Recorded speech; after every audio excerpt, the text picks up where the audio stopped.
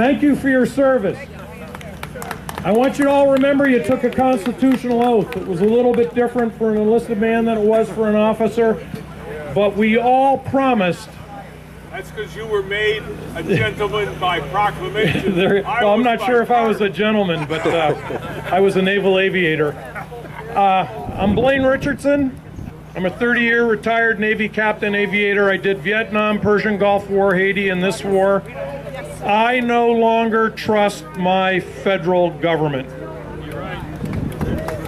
We, for the last 60 years, this country, a thread at a time, has been moving to the left. And I don't even want to use moving to the left. It's been moving towards a form of communism. It can be national socialism.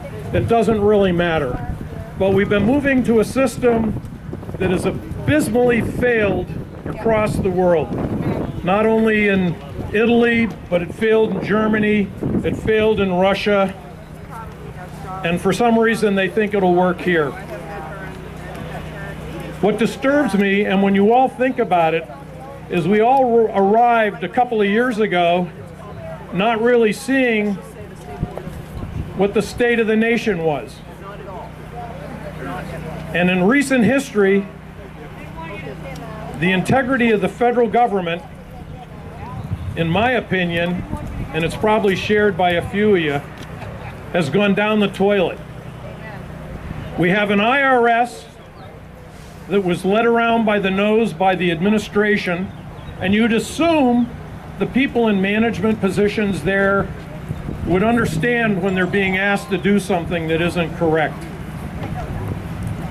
We have an NSA that is recording and archiving everybody's electronic transmission.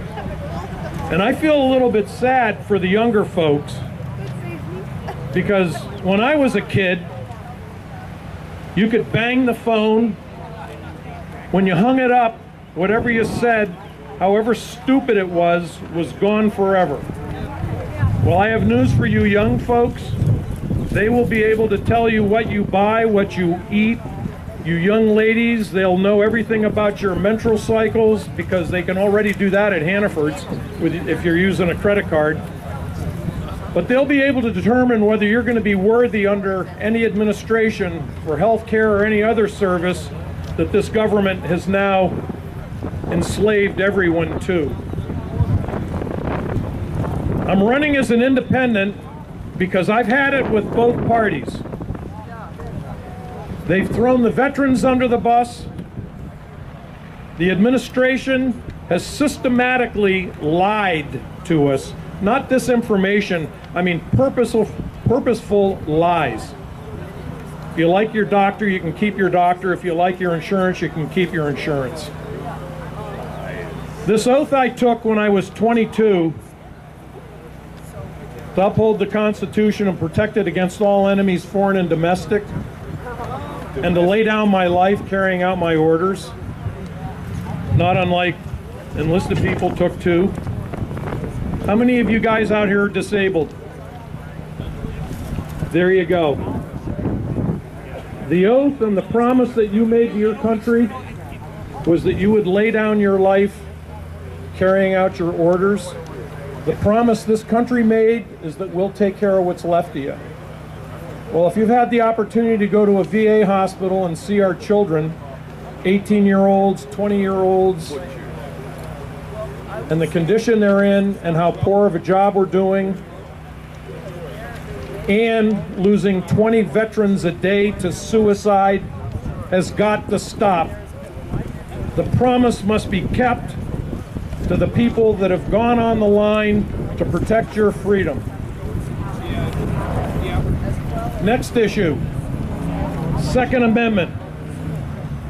When the Bangor Daily News came after our concealed carry permits, no secret, the governor went right out there on Facebook and put his permit up there.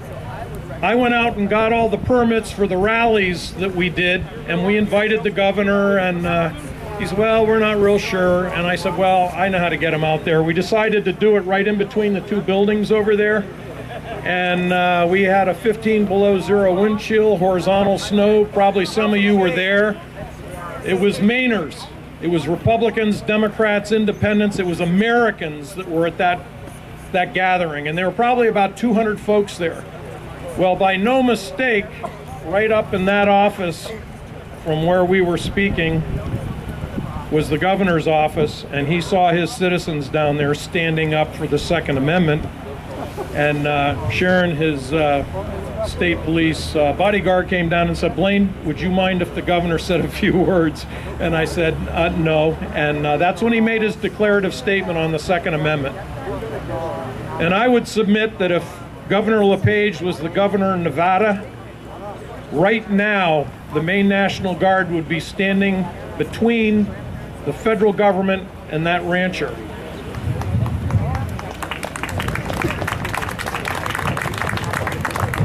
And I just got some news. I don't know if anybody is doing Facebook or whatnot, but Paul Trommer from Bangor just called me and told me that the federal government has decided to stand down.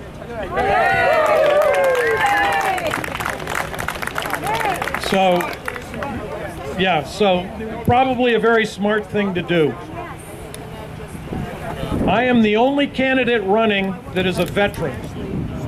The only one. I am the only candidate that will be running, irrespective of who wins the primaries, that has an unshakable Second Amendment position. We have individuals out there that probably don't even know how to pick up a firearm. We have individuals out there that supported the Brady bill. We have individuals out there that said they would support federal gun registration. I am a constitutional carry individual. I am a First Amendment individual. I don't care, a liberal comes up and tells me I'm full of it. You know what? I don't have to worry about them coming to get me at 2 o'clock in the morning. Now, I'm not so sure about this administration, but we have an opportunity coming up here, a real good opportunity, and I think it's our last opportunity to get the status quo the hell out of Washington.